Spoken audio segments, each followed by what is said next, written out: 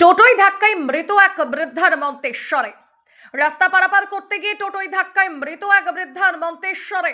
মৃত রাধা সরকার, বয়স ৮০ বছর, মন্তেশ্বর ব্লকের বামুনপাড়া অঞ্চলের কষা গ্রামের বাসিন্দা।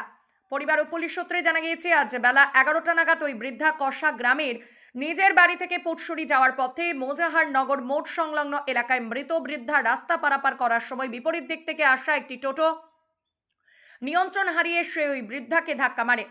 রাস্তায় পড়ে যান ওই বৃদ্ধা, মাথায় জোর আঘাত লাগে। গুরুতর আহত অবস্থায় তাকে মন্তেশ্বর ব্লক প্রাথমিক স্বাস্থ্য কেন্দ্রে নিয়ে গেলে চিকিৎসকরা মৃত বলে ঘোষণা করেন।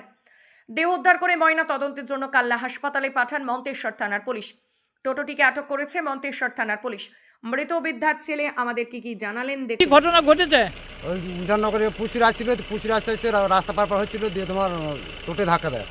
মানে বাড়ি থেকে আসছিল? হ্যাঁ, দিয়ে কোথায় ঘটনাটা ঘটেছে? মুজাননগরে। মানে মা কি রাস্তা পারাপার হচ্ছিল দিয়ে হ্যাঁ, টোটোয় হ্যাঁ, মেরেছে নাকি? টোটোয় মেরেছে।